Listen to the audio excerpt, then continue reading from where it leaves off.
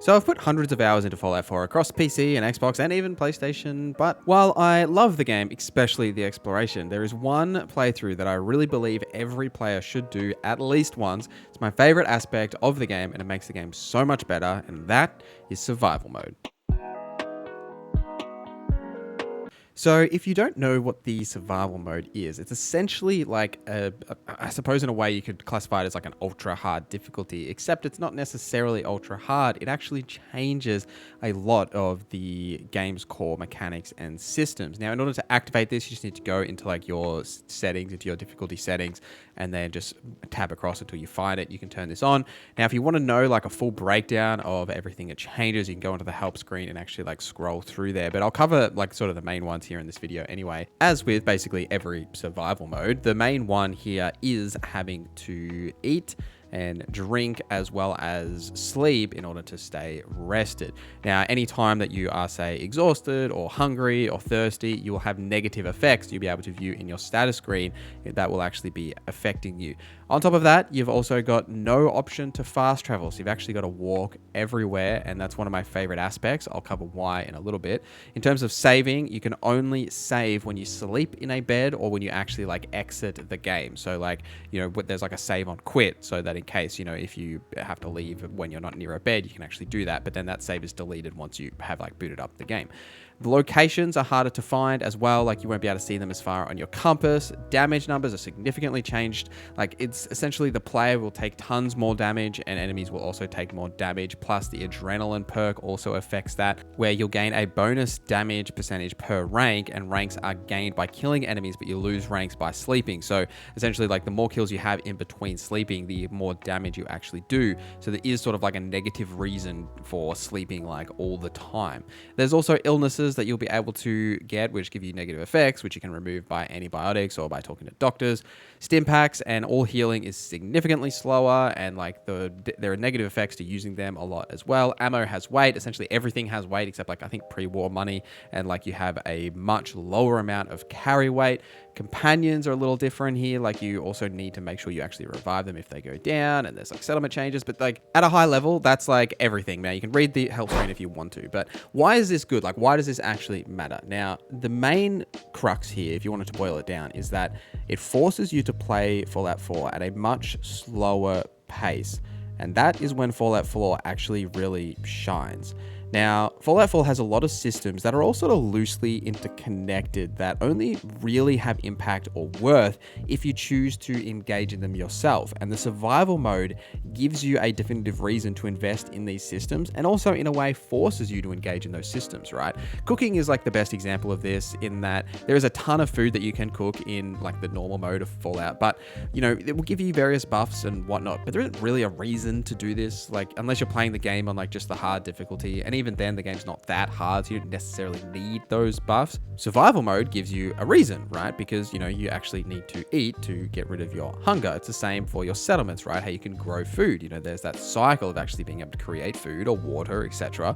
The same goes for like modding your weapons and armor. Like those damage increases as well as damage resistance improvements are significantly more impactful when enemies and you hit harder. Like when the damage numbers, you know, everyone's not really sort of sponges, like they feel much more tangible in that way. And like the settlements is definitely the obvious one here, that like it's so much more important as having a home base in order to be able to craft and cook and save between the various adventures that you go on out in the wasteland. It creates a much more common or realistic loop, in that you wouldn't just be completely zooming around the wasteland doing all sorts of nonsense and never actually like, you know, return to a home base and rest and relax and do that sort of, you know, common things. Whereas here you almost have to have at least a settlement around to act as like a home base in order to rest at, because you can't rest completely when you're out in the wild, right? Like you need a proper bed in order to sleep 8 hours and restore that exhaustion. It's an encouragement to engage in these systems that is not necessarily there in the normal mode. Obviously you've got Preston Garvey yelling at you,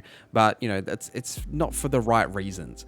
The core reason in my mind is how impactful and rewarding the experience feels in survival mode. In normal mode, right, like it is still absolutely one of the best exploration games in terms of open world that you'll ever experience, but there's a real difference to that in survival mode. Now, Bethesda are incredible at creating these like subtle locations and environmental storytelling and just placing things out in the world that are intentional. And in survival mode, you're more interested in those smaller details because you're looking for food and water and stim packs and RadAway and a bed and those intricacies that you find out in the world. Like you might find an empty camp in normal mode. You might have a bed and some food and water, maybe some junk. That's a pretty typical thing you'll find in Fallout. And you'll be like, cool, you'll grab the stim packs, maybe you'll pick up the water and the junk if you want it, and you'll be on your way, right? In survival mode, that mini camp and the bed is like a godsend, right?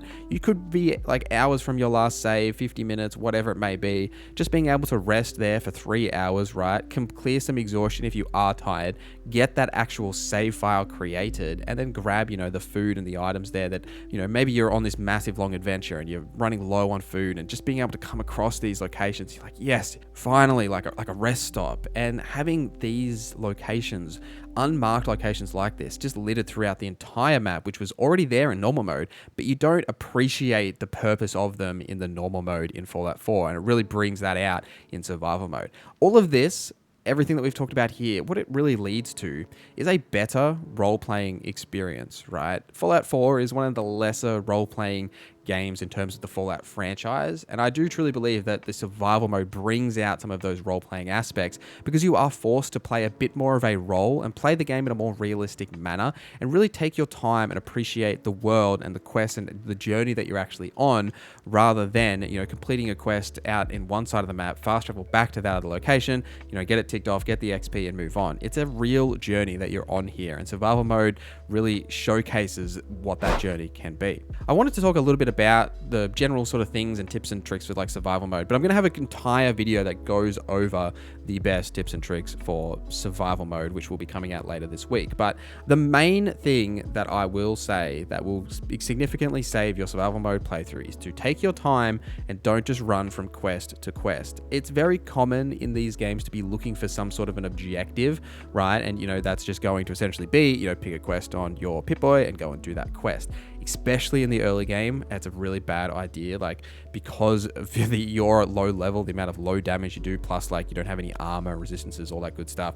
You really need that stuff, and it's a really good and valuable idea to actually just spend time exploring and finding resources and bringing them back to your settlements in order to be able to craft and build up and improve your overall systems and gain yourself some levels so that you can actually tackle the harder challenges, because the game is quite difficult in survival mode. It's very easy to just like run across a super mutant and instantly die. Like it does happen, and while that can be quite punishing, it's what really makes the game in survival mode good, in my opinion, because it forces you to think about things in a different way.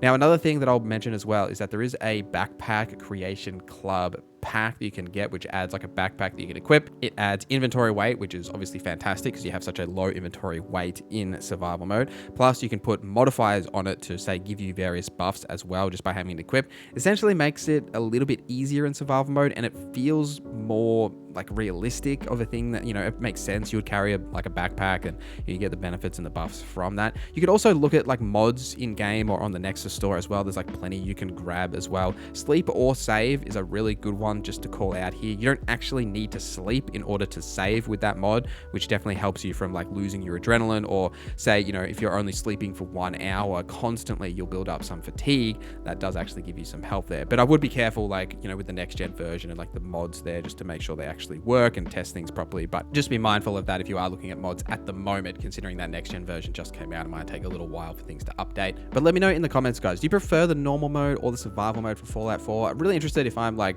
alone in this opinion. Like I think survival mode is definitely the best way to play. I'm curious if anyone else thinks that as well. But I'll have that tips video for survival mode out for you very soon, and I'll link that here once it is out. But thank you for watching this video till the end. Thank you to our members for supporting the channel. My name is NorZZa, and I hope you have a great day.